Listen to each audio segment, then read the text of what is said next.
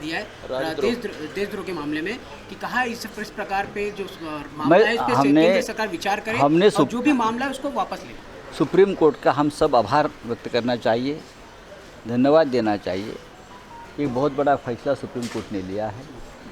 उससे पहले इस मामले में बहुत डिबेट चल रही थी, चर्चा चल रही थी। प्रधानमंत्री ने भी एक बयान दिया था, शरद पवार साहब ने चांदीवाला कमीशन के सामने बयान दिया था, हम सब लोग बोल रहे थे। लेकिन लगता है कि अब प्रधानमंत्री जी हो या सुप्रीम कोर्ट को लगने लगा है इस कानून का पॉलिटिकली मिसयूज़ होने लगा था। और अगर ये ऐसा ही बढ़ता रहेगा तो लोगों के मन में जो असंतोष है उभर कर सामने आ जाएगा। सर, ज्ञानव्यापी जो मस्जिद है उसका वर्डिक्ट आज आ सकता है। मुझे अयोध्या तो झांकी है, काशी मथुरा बाकी है, ऐसा बयान ये झांकी बाकी की बात है, ये देश तोड़ने की बात है। राम मंदिर का आंदोलन के बाद इस देश को एक स्थिरता चाहिए। मंदिर बन गया है, अयोध्या में लोग जाते आते रहते, आजकल हम भी जा रहे हैं 10 तारीख को। लेकिन अब ये जो बात चल रही है ये सब राजनीतिक फायदे के लिए बातें चल रही है। ठीक है, देख लेंगे। सबसे पहले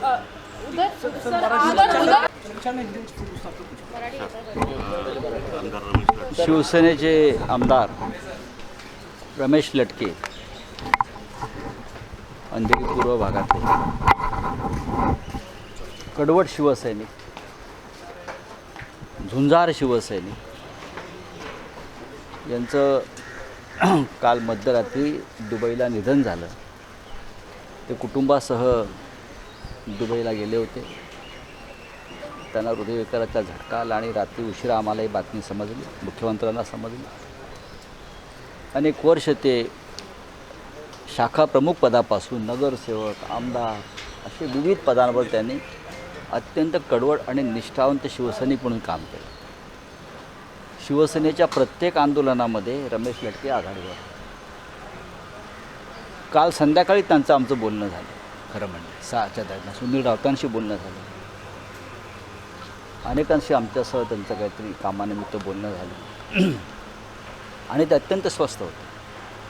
पण रात्री 12 वाजता समजलं की त्यांचं अचानक निधन झालं। आता ते दुबईत असल्यामुळे त्यांचा परिवार आणि ते त्यांचं पार्थिव उद्या संध्याकाळी किंवा परवा मुंबईत येईल आणि मग त्यानंतर अंत्यसंस्कार होतील। सर, एक और सवाल जानना चाहिए। जैसे आपने सवाल उठाया था नौलानी को लेके, अब खबरें आ रही है नौलानी ने अब मामला दर्ज किया था, अब खबरें कि एसीबी ने एलओसी जारी किया था, अब वो भारत छोड़ के भाग गए, इस तरह की खबरें आ रही हैं। खबरें आ रही है, इस बारे में मेरे पास जानकारी नहीं है। लेकिन एंटी करप्शन ब्यूरो ने उनके खिलाफ एक मामला दर्ज किया है और जांच की शुरुआत भी हो गई है। ईओडब्ल्यू ने भी उनके खिलाफ जांच की शुरुआत की है। अब वो कहाँ है क्या नहीं ये मेरा रिकॉर्ड नहीं है, लेकिन ज़रूर जानकारी लूँगा मैं। लेकिन अगर ऐसा हुआ है तो ज़रूर कोई ऐसी शक्ति है जिसने उनको देश के बाहर भागने के लिए मदद की। हिंदू संगठनाओं ने भी कहा था कि वहाँ पर मंदिर था, उसके बाद जो देखो बात ऐसी है कि मंदिर की बात है तो मैं मानता हूँ, लेकिन सबसे पहले पाकिस्तान भी हिंदुस्तान का एक हिस्सा रहा। तो अखंड हिंदुस्तान की बात आप करने वाले लोग हैं तो पहले वहाँ से शुरुआत करें। वहाँ भी बहुत मंदिर है जो संकट में है। बांग्लादेश में हमारी मंदिर है संकट में है, मंदिरों पर हमले हो रहे हैं, वहाँ के हिंदू हमारा समाज संकट में है, तो ज़रा उनके तरफ भी ध्यान दीजिए। नेपाल में हमारा हिंदू समाज संकट में है।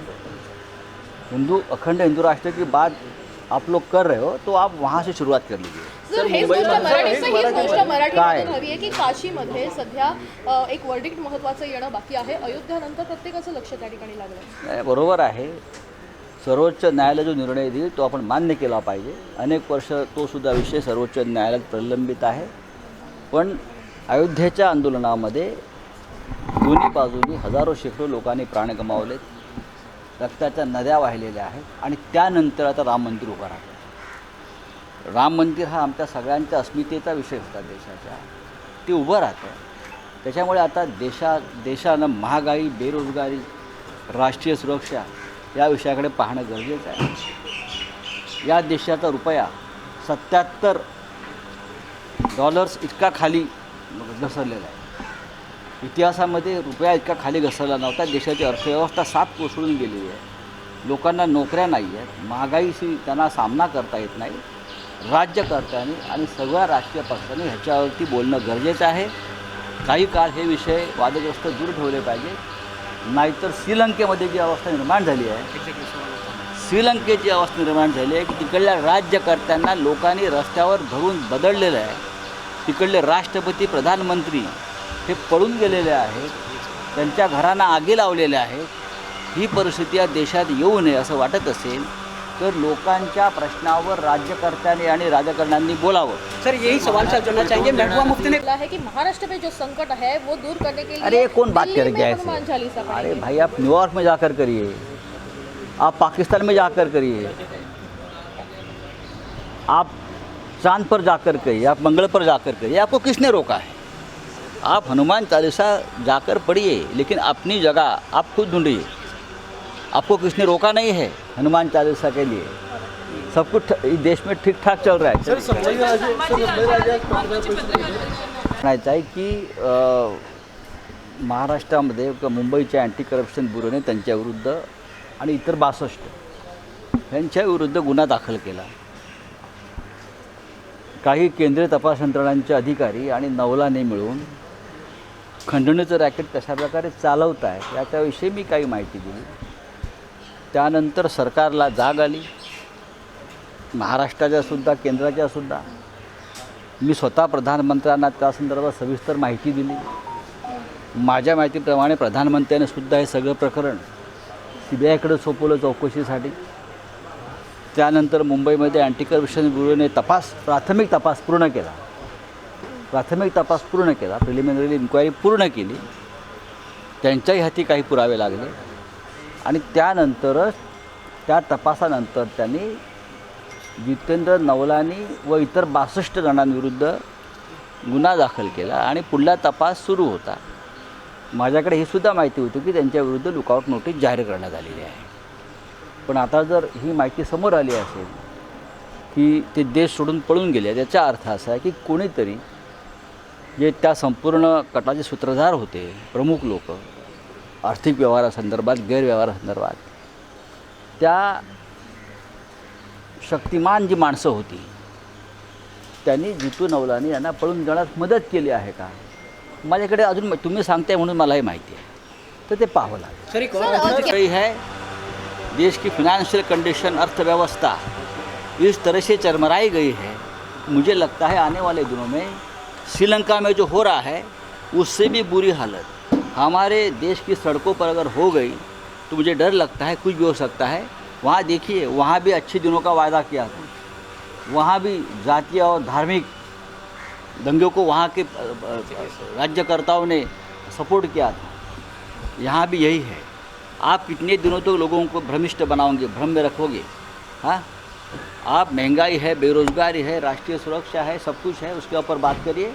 नहीं तो श्रीलंका, कोलंबो जैसी हालत यहाँ हो जाएगी. पेटवून देणारं मनसेतर्फे म्हटलं गेलं. मनसेतर्फे असं म्हटलं जातं कोणी कोणाला हात लावत नाही अशी पत्र शिवसेना भवनामध्ये आम्हाला रोज शेकड्याने येत असतात. महाराष्ट्र सुरक्षित आहे, महाराष्ट्रामध्ये कोणाच्याही केसाला धक्का लागणार नाही. आणि जर लागत असेल तर केंद्रीय सरकार CISF ना काय ते, हां, त्यांची सुरक्षा द्यायला समर्थ आहे.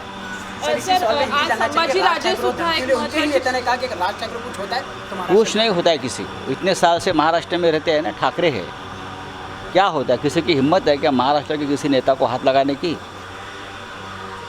ठाकरे की सरकार है यहाँ, ठाकरे सरकार है यहाँ. ऐसा नहीं होता है. ये स्टंटबाजी छोड़ दीजिए. अगर आपको कोई धोखा है किसी भी व्यक्ति को, इस देश के महाराष्ट्र के नागरिक को, तो यहाँ का गृह मंत्रालय, यहाँ का इंटेलिजेंस, यहाँ की सरकार आपकी सुरक्षा के लिए जिम्मेदार है और वो आपकी पूरी रक्षा करेगी. सर देखिए, धार्मिक